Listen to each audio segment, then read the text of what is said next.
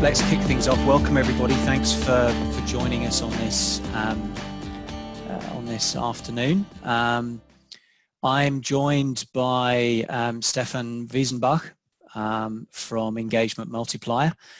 And what we're going to be talking today is all about engagement and how that managers and leaders should think about engagement in the times of COVID, and particularly as we leave. So just to kick things off, Stefan, why don't I leave you to introduce yourself, and then we'll sort of get into things. Great, thank you, Jonathan.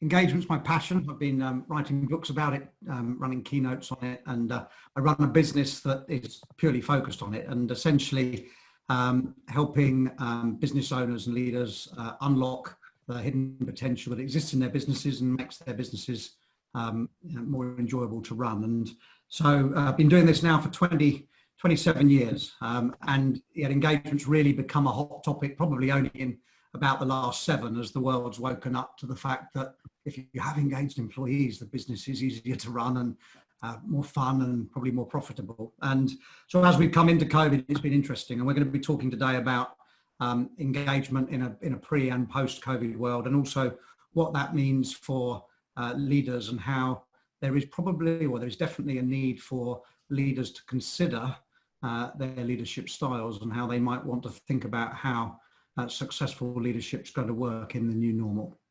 Brilliant. Okay, that's superb. So before we just get into it, a couple of bits of housekeeping.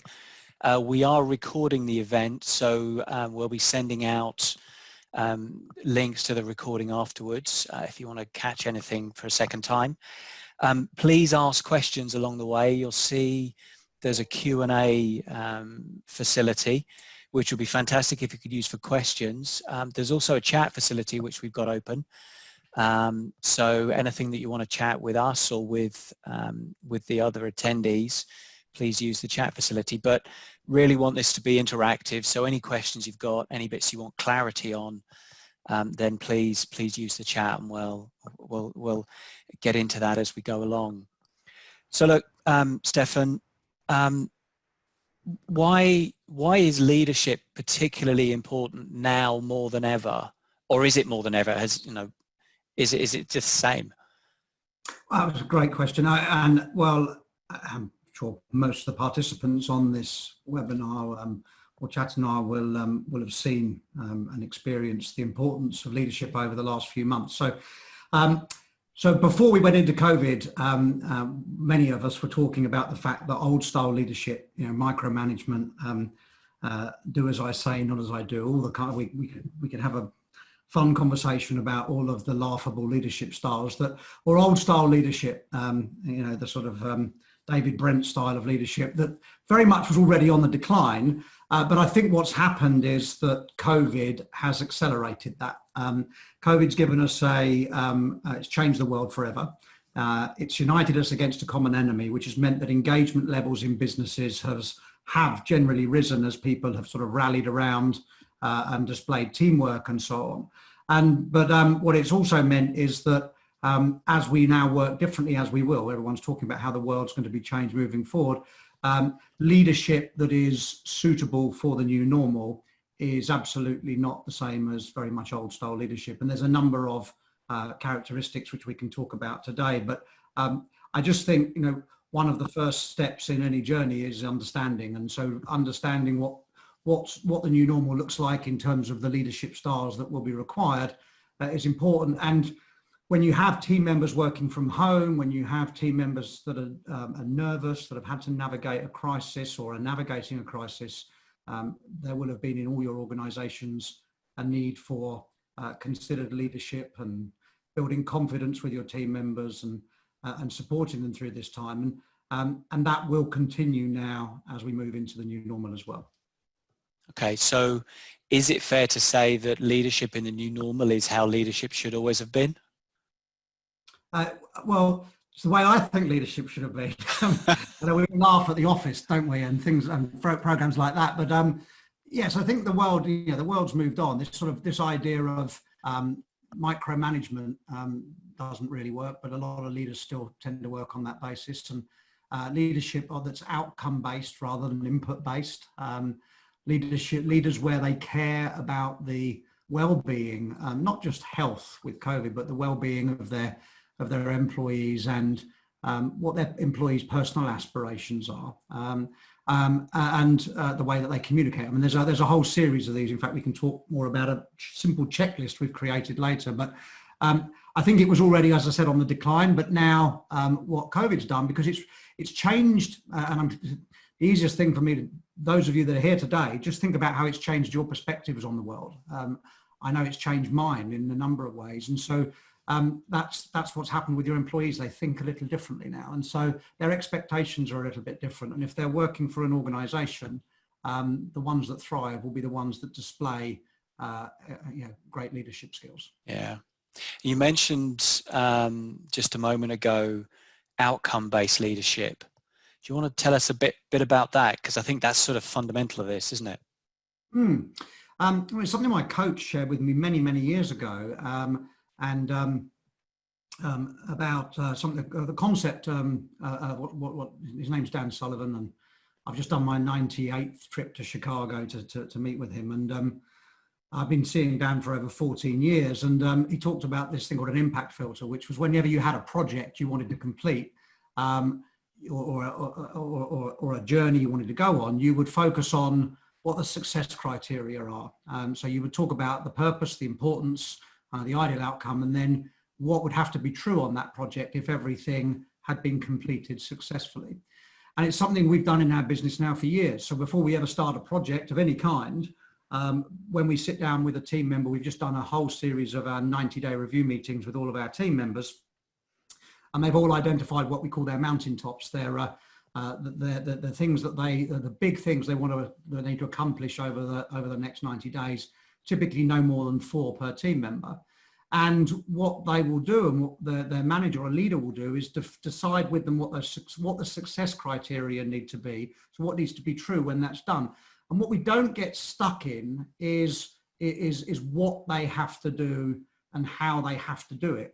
That's more down to them. That's where human ingenuity is fantastic. And you will have seen in your businesses already, and probably you yourselves working from home or working through COVID, there's been a lot of opportunities to exercise human ingenuity out of the workplace. And we're all pretty good at it once we understand what the end outcome is, and what success looks like. And it's a much more rewarding way of working. And I find it a more rewarding way of leading, and much more rewarding way of working as a team member. It's just to know, look, those are the outcomes that need to be true. And then if I need help, I need support, I need guidance, then that's available in the organization and you can raise a hand. So giving human beings structure and framework, but freedom within which to operate is a very powerful way of leading.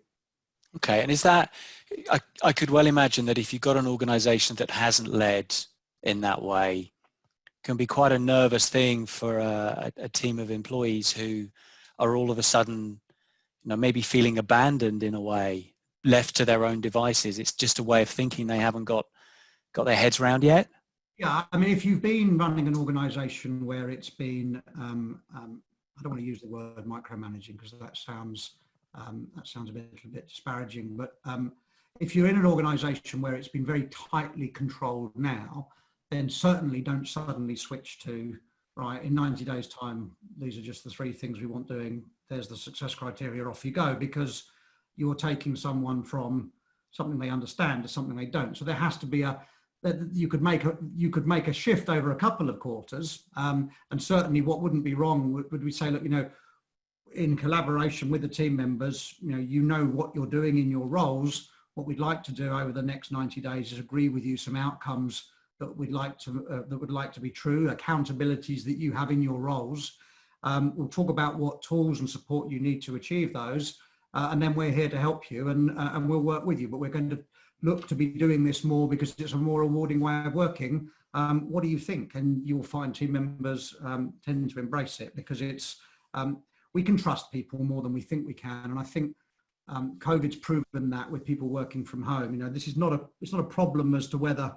I know people listening to this, I'm sure some of you will be smiling as I say this, that it's not whether people work enough, it's that they work too much. You know, it's often very easy to be sat wherever you're working in your home, realizing that the day's just flown by, you've been back to back, you haven't taken a break, you know, you've been Zoom after Zoom, and actually people are putting in, generally speaking, I think in many cases, more hours than they were when they were in the office. So this is not about people putting in the effort, it's about giving them clarity on the outcomes and working towards that. Yeah, I was, just as you were saying that, I was thinking, I read about a week ago that the consensus or this survey was suggesting that individual productivity has risen, but company or organization productivity has actually fallen. And if you put those two together, it kind of suggests that everybody's working incredibly hard, but they're not maybe all working in the right direction. So again, there, I guess it's a good argument to say, get the outcome right, and at least we get you all in the right direction. Yeah, and I mean, one of the things that we really focus on is working with entrepreneurially minded or entrepreneurially led organizations. So by definition, those organizations tend to be either led by entrepreneurs or led by entrepreneurially minded teams, and they tend to be outcome focused rather than input focused. So they will be working towards, they'll have a purpose, they'll have a vision they're working towards, they'll have a business plan that's got great clarity, and they can then cascade that down from the top of the organization.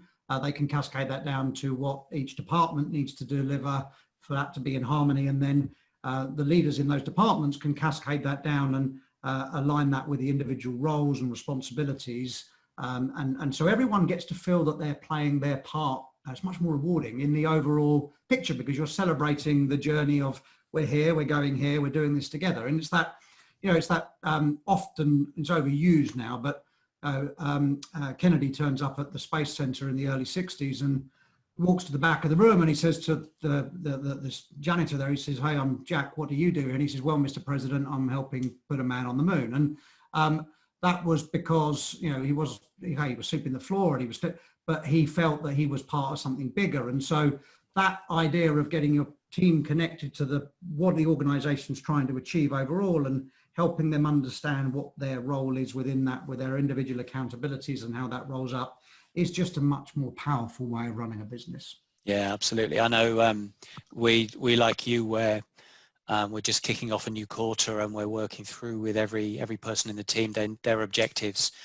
And it sounds a little bit cumbersome, but it really works well. We have everybody's objectives are geared towards completing projects for the quarter, and the projects are geared towards completing goals for the company for the year. And then the goals for the company for the year are actually up at the strategic level. They're tied back to initiatives that we're running throughout a 3-year strategy. And you know, just the fact that everybody can see what they're working on just ties back, as you say, it gives it so much more meaning. Yeah, and you know, they talk about mushroom management, don't they? And we all know what that means. But I think actually what you're talking about is that new way of clarity and connection, and giving your team members, because they fundamentally have the right. You know, they're coming into the business every day, whatever they're doing, no matter how complex or technical or how straightforward the role. They're giving up a tremendous amount of their time to be part of your enterprise, and I think they fundamentally have a right to understand what the business does, where it's going, what the vision is, and the role that they play, and for them to be connected to that. And you know, sometimes people worry about, oh, it's too much information. Well, it's not. You know, employees like to know that they're part of something bigger. Yeah, totally. Okay, so if we take the top of that, you've used the phrase vision and purpose. Just lay that one out for me at the top. So if you've got an organization that currently doesn't have you know, a purpose or a vision, and I'd argue that every organization has, whether they know it or not, but if they haven't had something that they've deliberately created, how do you start about that, especially now, given that we've got everybody pulling together because we're being hit by COVID? I think you called it the COVID trap. How do they start trying to wrestle with what's the vision for the company? Okay, well, the great news is that right now we have, and I know you might find it a bit odd for me to say this, but we have a bit of a perfect storm because COVID, yes, it's dreadful, and there's a lot of things about it that aren't good. But a couple of things that are, a couple of the outcomes from COVID that present opportunities are the fact that, first of all, your organisation and your team members have been forced to go through a period of unprecedented change. And so, like it or not, we are all, and same in my organisation, and we're very good at dealing with change, but we've still had to deal with an enormous amount of change, different ways of working, different ways of doing business, different ways of dealing with our customers, different ways of communicating. There's a whole series of things we've had to rapidly adjust to. And so in organisations where your team members historically perhaps didn't have to regularly go through change, they've been riding the wave of change now for well over 3 months. And you've got an opportunity to continue that and get rid of all the old stuff that didn't work that you know about, find out some of the old stuff that didn't work that you don't know about, and then also get some insight from them and implement some great new stuff that you've now learned. So that's the first thing. The second thing, opportunity as part of this perfect storm is, as you said, Jonathan, we talk about the COVID trap. COVID has united our teams against a common enemy. It's why in many organizations engagement is higher than it's ever been, because we've had to rally together to navigate this. And people have been pleased that if they haven't been furloughed, if they're still employed, that they're pleased that they're part of an organization that's continuing to support them, and they're aware of the vulnerabilities out there. So you end up with this, this team connection, and COVID has provided a temporary purpose. So the opportunity here is, and we've been doing this with all of our customers, in fact, and it's available to everyone on this webinar. It's completely free. It's a capability, and we'll talk a little bit in a moment about how purpose enables you to navigate a crisis like this, and what we did with ours. But what we've done is we've created the ability for any organisation to get an assessment on its current purpose right now from its team members and see whether it's fit for purpose, no pun intended. And if it isn't, great, you get an opportunity to adjust it. If you don't have a purpose, then we've got some really simple tools that we can share with you that enable you to create one. And now's the great time to do it, in that calm before the storm, because the minute that this common enemy that unites us all disappears, people are going to be looking for purpose more than ever. It's already proven that the majority of millennials choose purpose over money when it comes to choosing workplace. So if you want to survive in the future and hire new people, and it's not just millennials, it's the generations after them, you better have a purpose. And a purpose isn't about how much money you're going to make as a business, what you're going to do for your customers or anything else. It's it gives your employees a why for showing up. So it's something that's meaningful. It's a bit most extreme. We had the example earlier of Kennedy talking to the janitor, and the janitor says, "I'm helping put a man on the moon." Obviously, that's an extreme purpose. 3 men digging a ditch. You say to the first one, "What are you doing?" Is digging a ditch. Second one, laying some foundations. And the third one says, "Sir, I'm building a cathedral." It's a purpose, same job. So you can create a purpose in any organization, and it gives your employees a why for showing up. And so now's the opportunity to do that whilst we're in this sort of situation where COVID has united us against a common enemy. And as it falls away, you need to have a purpose to carry forward. And your vision is, so your purpose is effectively a why for the employees. A vision is about a specific destination or status that can be clearly articulated, where you want to take the business. My personal vision is 100 million people measurably more engaged. I was just talking to my team on our 15-minute epic meeting this morning, where because I'd done a coaching session with one of my late son's close friends this morning, and she was telling me how she'd shared some of the techniques with a load of her friends. I said, "That's great, that's 4 more people towards the 100 million. So you can have a personal purpose. You need your personal vision. You need a vision also for your business, which is where that business is heading, where it wants to go. And then your mission really is your mission drives the business. It's sort of what you do. It's the core of the business. So it can talk about, the dictionary talks about a mission being an important task. So this is about giving more guide rails to your employees about, what it is that you do, how you do it, and why you do it the way you do. So these are all things that are very easy to implement right now. And they're also, because you have team members that have united together, they're really great things to do with input from team members, and team members love being involved in these exercises, and you get a chance to get participation, buy-in and growth. So anyway, I'm sorry, you start me off on something like this and I sometimes struggle to stop, so I'll pause there. No, brilliant. Keep going. That's awesome. And I think probably the thing I would add there is whenever I've been involved with that kind of discussion with the team, it's important to realize that you're not crafting perfection. No, these kind of discussions are messy, should be deliberately messy. They should be far-ranging, and actually, if something comes out of it, it should be captured and used and lived, and then enabled to sort of change over time. Now, I think we look at the Googles or the Microsofts or the Apples of this world, and all of their statements are perfectly fashioned.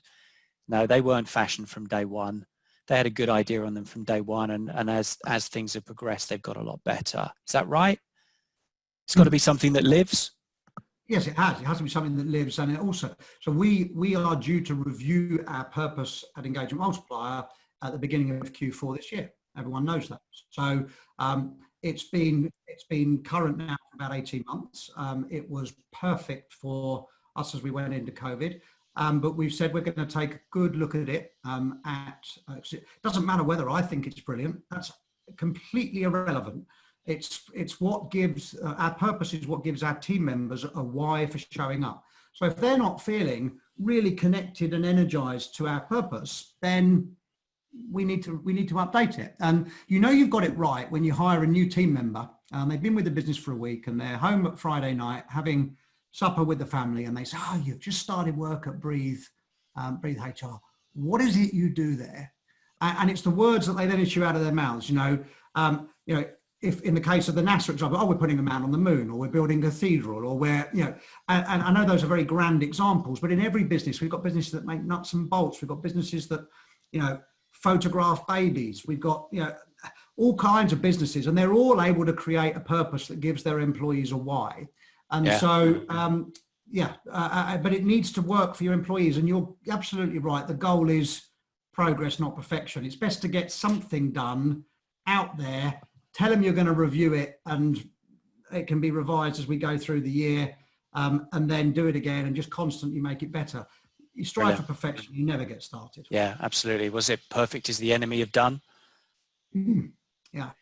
Although my son said to me the other day, he's hugely into his training. Bless him, he's living at home with me at the moment, and he's in the gym most days, and he looks like something off the cover of Men's Health. And I've been able to lose during lockdown about 17 pounds, so I'm feeling rather proud of myself. And as I was having a little treat on Saturday, which was a pint of Guinness, he said, "Dad, what's going on?" He said, "I thought we were really pushing ahead with health." I said, "I'm making fabulous progress, Max, and the goal is progress, not perfection." He says, "Well, if you want to live your life just making progress rather than perfection, that's fine. I'm focusing on perfection." But that put you in your place. No, it is right. Yeah. Progress is better than perfection, because perfection is very hard to achieve. Just we've had something come up in the chat from Nicholas. Some people, it seems, are just happy to do their job. They're not looking for a purpose. They're not looking for strive. They're not looking for a huge amount of engagement. They just want to show up in the morning and do a good job, do what they're asked to do, and then go home in the evening. What's the options for that? I mean, do you believe that to start with? Well, I can see how it happens. And I think it's often a function of the environment that they're in, or the fact that over many years, that's just become the way things are. And I mean, the research shows that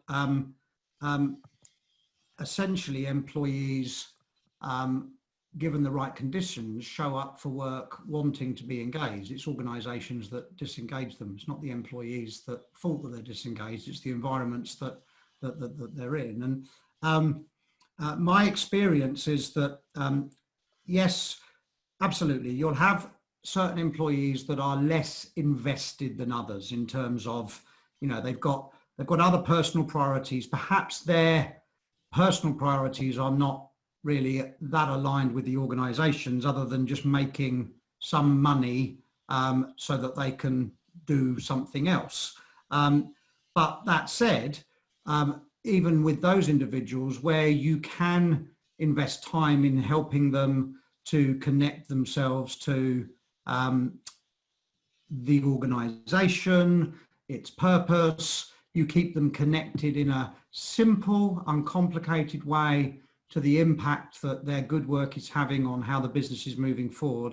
And sometimes with those people, it just takes time. You have to incrementally, you're not going to change things overnight, incrementally engage them. And our experience is that over time they will, it doesn't require any extra effort for them. All they're doing is being able to align more those 8, 9, 7 hours they're spending working within your business or serving the business in some way. It just gives them more meaning, and the majority of people do respond well to that.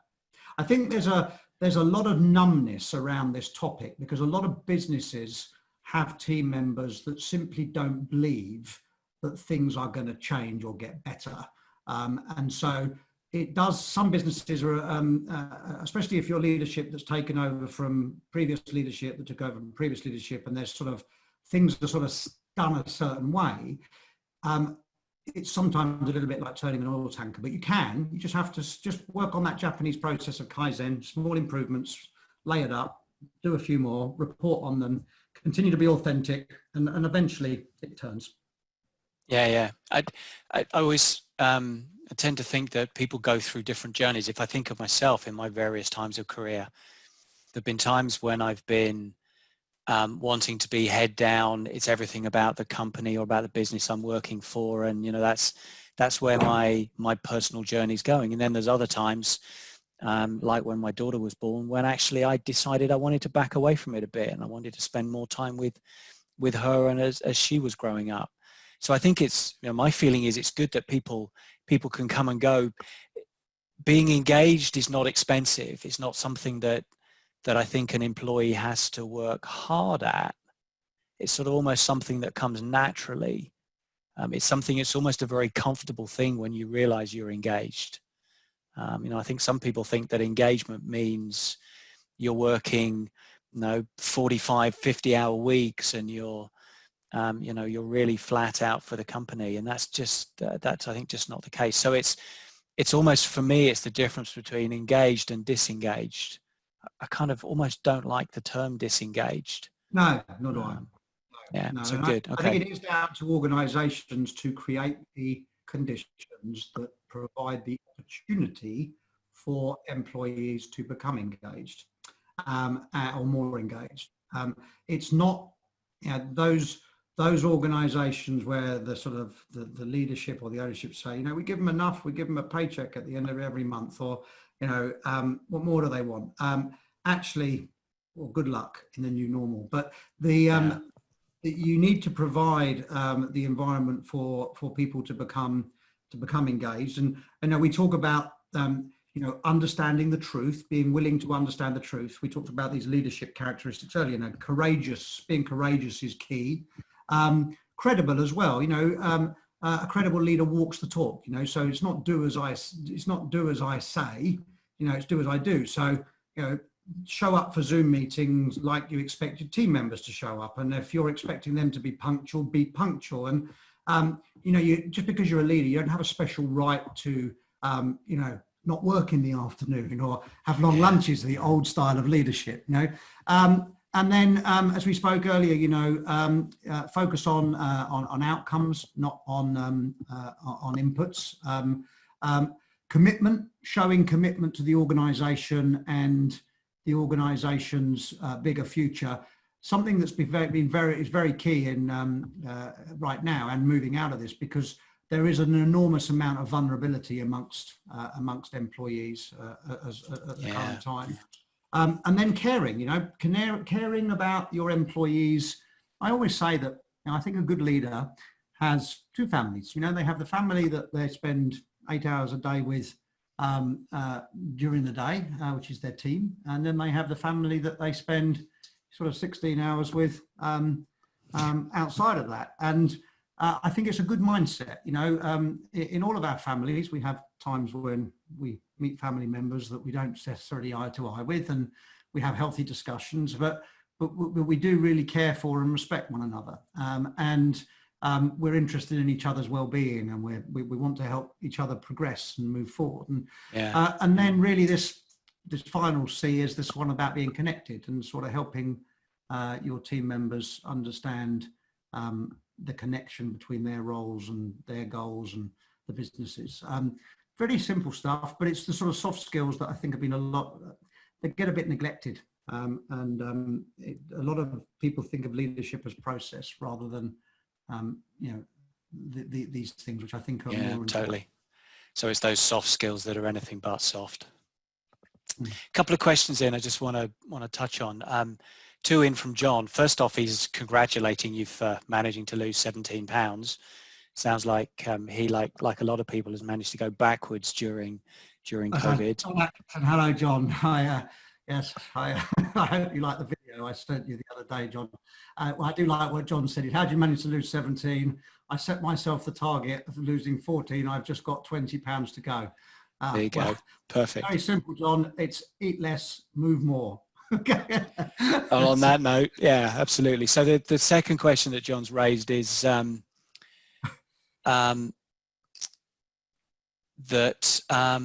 how do you know when somebody's engaged, and then going on from engagements, how do you know that you can then trust them to work in an outcome basis? So sort of linking engagement with trust. I think you have to start with that. I think it's a mistake to think, can I trust this person to work on an outcome basis? I think you have to go both feet in and start from the basis that you can. I mean, if you can't, then why are you employing them? And fundamentally, why are they in the business?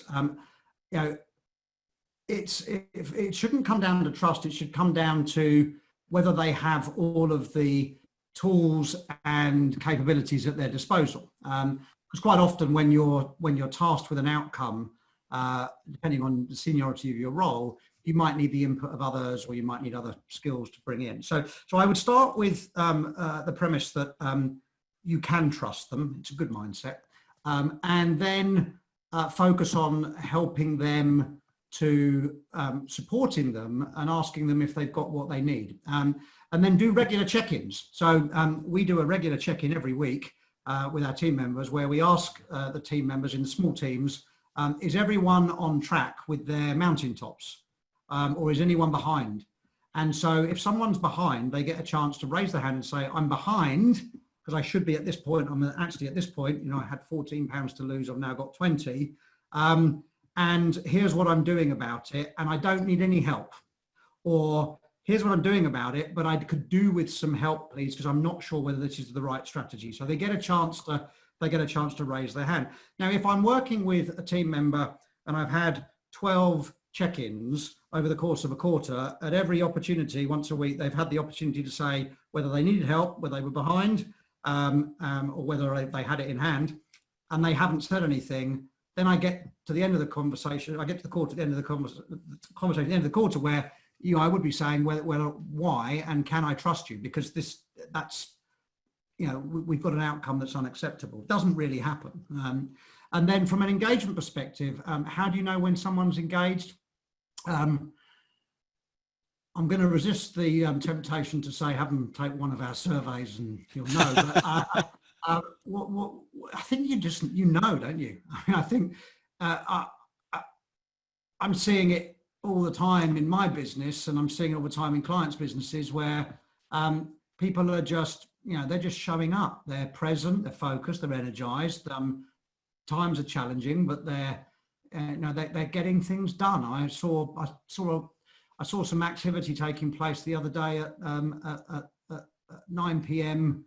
And I thought, well, because I'm connected to what's going on in my business, and there were some triggers on our Salesforce system, and I So one of our team members was there putting in a bit of extra time to get on top of a project, and so engaged. Engagement doesn't mean happy. It means that you're present, you're focused, and you've got some energy for what's going on. And I think you just know how when employees are engaged, because you feel it. And if you go into any business, probably a better answer would be, think of a business when we could go into businesses and buy things, and you went in and you dealt with an employee that just made you feel great, that was engaged, that wasn't just reading a script, that genuinely was enjoying doing what they were doing. And then you go into a similar business where, they clearly don't want to be there. And that really gives you the contrast. So do you, there's a question coming from Chris. Do you think having an engaged purpose supports an individual and the team's resilience? So resilience is a top subject at the moment, isn't it? How do we make our people more resilient? Yes, absolutely. I mean, your purpose, the purpose that your organisation has, is there to provide your employees with a why for them showing up at your place of work or being a part of your organisation. And if they connect with it, and if they connect with that why, then that gives them meaning, gives what they do meaning. Now, really great organisations will take time to understand and work with their team members. And so it's fresh for us because we've just done a whole series of 90-day reviews. Rather sort of boringly, we run our business on the sort of calendar quarters. So we've just got into Q3. So all of our team members have their Q3 mountaintops, and there's clarity around some of their personal goals as well as their business goals. And we will try and support them in achieving both however we can. And because their personal goals and mountaintops and the business goals and mountaintops are aligned with the overall business objectives of where we are looking to take the business over the course of the year, and that's aligned with and with a purpose, everything sort of cascades through. So there's that sort of almost direct line of sight for people. They're feeling engaged by the business's why, and then they can see the part that they're playing in it, and they've got clarity on what they can accomplish, because accomplishment is addictive. It's a bit like a drug. If you can creating these mini accomplishments, celebrating those with your team members, then that momentum tends to build. People feel good when they're achieving things. We all do. We know that. Yeah, so absolutely. Something you were saying there as well just raises another question that's coming from Christian. The type of leader that you've been describing, the questioner has described as being a benevolent leader. And the question is, can you be the benevolent leader that you're describing in all organizational contexts? Or are there times and places when it doesn't work? It's a great question, and Christian, thank you. I'm minded of an example, and I hate misquoting, but I can remember the company. I can't remember the guy's name, and it was the Alico, the Americans. I've got my marketing director listening, so I won't be rude about Americans, but it's the aluminum company of America, Alico, and this was a listed company that was on its knees, makes most of the aluminium in America. Hot, sweaty factories, and a big company. And he turned up as the new CEO, and there was a massive shareholder meeting in New York, because the share price had been tanking. A lot of deaths at the company, a lot of workplace accidents, the productivity was down. And he came on stage and he said, the first thing I'm going to do is I care for my employees more than anything, and I'm going to eliminate workplace accidents. And they went, yeah, great, okay, but you're the new CEO, so now what else are you going to do to increase shareholder value? He said, no, you didn't hear me. The first thing and the only thing I'm going to focus on is I'm going to eliminate accidents at Alico. And so a number of institutional investors left the room at that point and said, there's a madman at the helm, dump the stock, sold millions of pounds worth of stock. Subsequently were brave enough to say it was the most stupid thing they ever did. He increased the value of that company by about 22 billion market share over it. And he did eliminate industrial accidents, and it became safer working at Alico than it did producing tax returns in an accountant's office. So, so there's an example of an environment which is, you know, sort of very sort of an aggressive factory base, and he led with benevolence and care for his team members. I think you have to accept that employees are always, you know, humans first, and they're in role second. And I know you gave them some examples about sort of tougher environments, which I understand. And but at the end of the day, if you're running a prison, then your prison guards are, you know, they're there to do a job that's challenging every day, and they're humans. They have personal goals. They have personal lives too. You've got to provide them with the support to do their job. Ruling with a stick, I don't think in any environment works. I mean, the best leaders we've seen are those that, you know, charge over the hill and they don't have to look behind them to see who's running behind them. You know, they've got the team right with them. Brilliant. There's a note in there from Sarah. She's just picked up. Apparently it was Paul O'Neill. Thank you, Sarah. You're absolutely right. It's Paul O'Neill. Yeah, cool. It's worth Googling, actually. If anyone wants to Google that, it's worth Googling about Paul O'Neill and Alico. It's a great story. Quick question in from Charles. Just a recap of the C headings for leadership. Just for you, Charles, we've actually got a download that we're going to send out links to in the after email. But quick recap, Stefan. Yeah, courageous, number one, credible, confident, connected, caring, and committed. Brilliant. Okay. Therefore, we got it captured in the recording. What we're going to do, what we've decided to do for you. Jonathan and I had a dry run the other day, and we were talking about what we could do to be of value. And what we've pulled together is a quick one sheet worksheet where you as a leader get to look at the worksheet and you get to see what good looks like against each of the 6 C's. You get to score, and you can do this honestly because no one else is looking. You get to score yourself out of 10, what you think, how you think you currently are in that, and be honest. All progress starts with telling the truth. And then what you do is you get to put next to it, we've said in 90 days time, what would you like the score to be? But once again, be realistic. And then the box next to it says, what are 3 actions you could take to improve the score? And so this is a very private worksheet that we've created. It's not one, sorry, we've made it available as a PDF. We're going to be sending out details with the follow-up email so you can go and download it. But a great way for you to sort of think about your own leadership style. And Sarah's written some great copy at the beginning about reflection. So yeah, I think certainly worth doing, and all progress starts with telling the truth. So yeah, those are the 6 C's. Brilliant. Nice. Okay.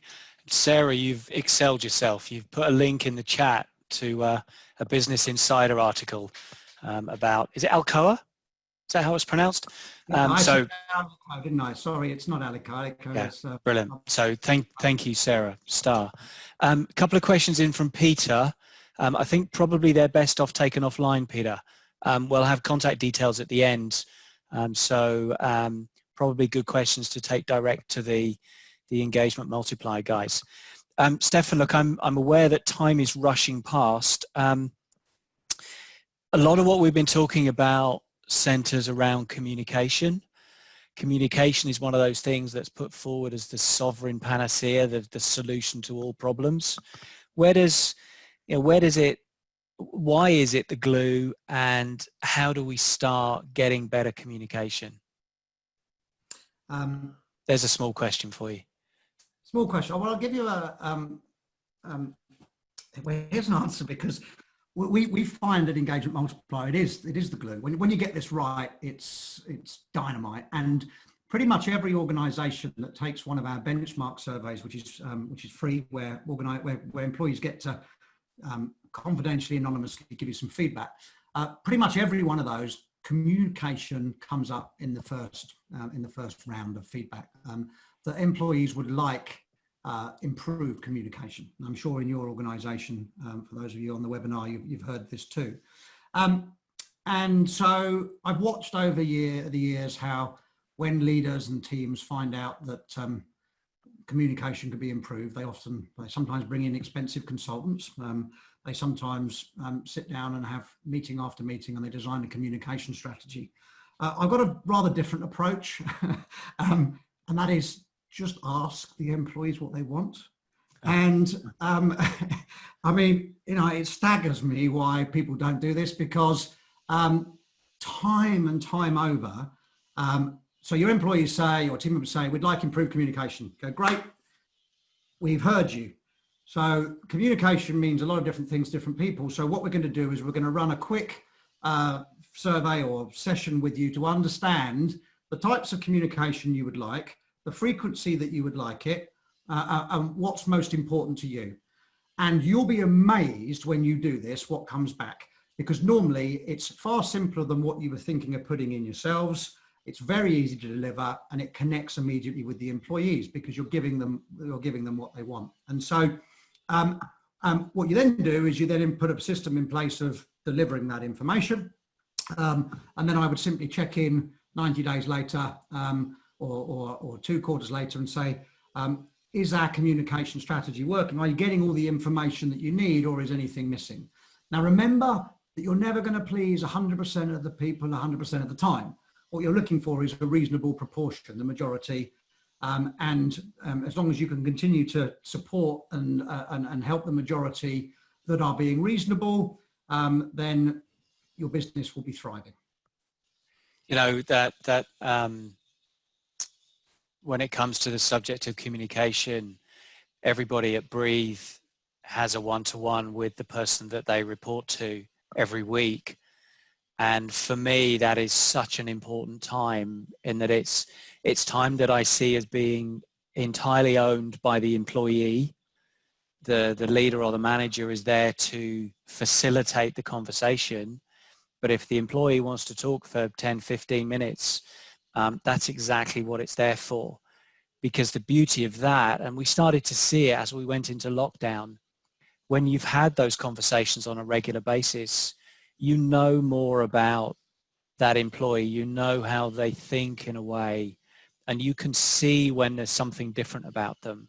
You can almost sense when there's something different about them. So if you've had a chance to just have conversations, you can start to spot when something isn't right. You can see when somebody is sort of off color, or we can get into an all hands Zoom meeting. And one of the things that I see as being so important, so useful in an all hands Zooms meeting, is to look through the faces of everybody that's there, because you can start to tell whether things are right or not. And it's not spying on people, but it's just having an instinct for what they're thinking and what they're feeling. Okay, so let's see if we can pick off a couple more of the questions. Karen has raised, is engagement becoming more challenging, and will it become even more so when we move from the COVID stage to the recessionary high unemployment stage? Now, is it going to become more challenging, and is there something we can do? I think it's become easier if you do the right things.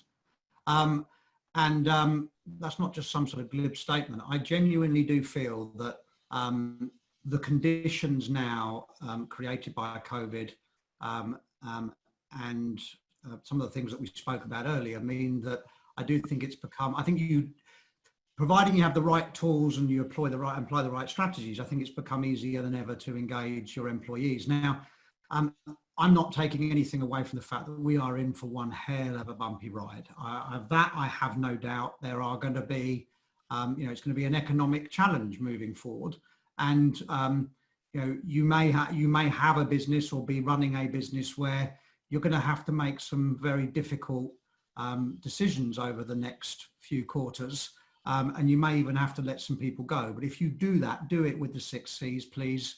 Be caring, remember that they're human, do it in a compassionate way. But with that said, the people that you are retaining, the employees that you are retaining, you've got a better opportunity than ever to create an engaged organisation, one that's got a purpose, a vision, where you've got the right leadership skills in place, and these are fun leadership skills for your leaders to adopt as well, because it makes being a leader, unless you shouldn't be one, it makes being a leader a much more rewarding role. So no, I don't want to take anything away from the tough times, but I do think it's going to be easier than ever to engage teams, because people will also be, before we went into COVID, when many businesses we were dealing with, we were at full, a lot of work in Malta, which is, full employment. And then, the US and the UK, where we're very active as well,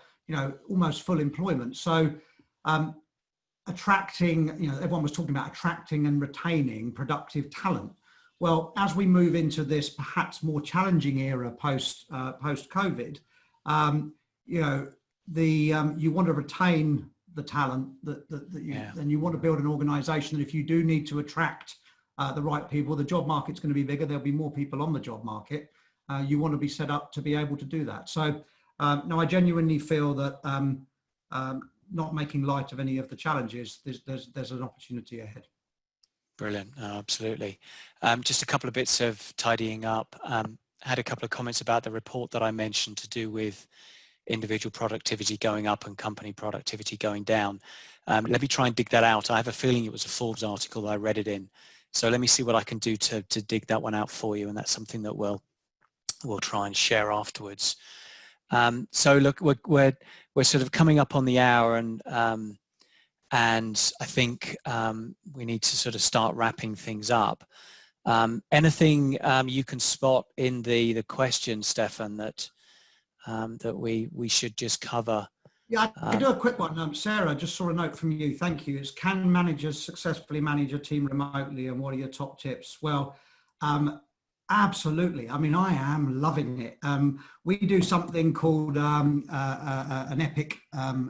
EPIC stands for Energy, Purpose, Insight and Connection meeting at the beginning of every day, and a quick round out at the end of every day. My team is more connected than they've ever been.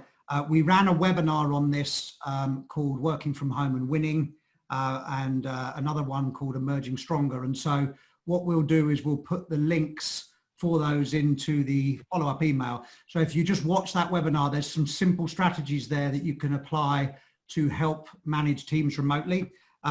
We've even provided the EPIC meeting format, so how you run an EPIC meeting, amongst some other things. So yes, I do think absolutely that's possible in this new situation. Brilliant. Okay, and Bill's made a sort of a comment come question about engagement will help to avoid or at least minimize survivor guilt after inevitable cuts. And yeah, the survivor guilt piece of the person or the people left behind is a very real thing that leaders have to confront. Yeah. Okay, so look, let's try and wrap things up in the last few minutes. We've heard an awful lot on the topic of engagement. We've heard a lot about benevolent leadership and how benevolence doesn't mean we just want happy, smiley employees. Benevolent leadership is all about getting productivity to happen in the organization. What would your sort of final tips for leaders be if you had to say sort of one or two things that you would recommend to a leader who's maybe struggling with the times? Be authentic. I've found that in all my time in business, authenticity pretty much trumps everything else. And as long as you care about the people you're looking after and that you're leading, just be authentic.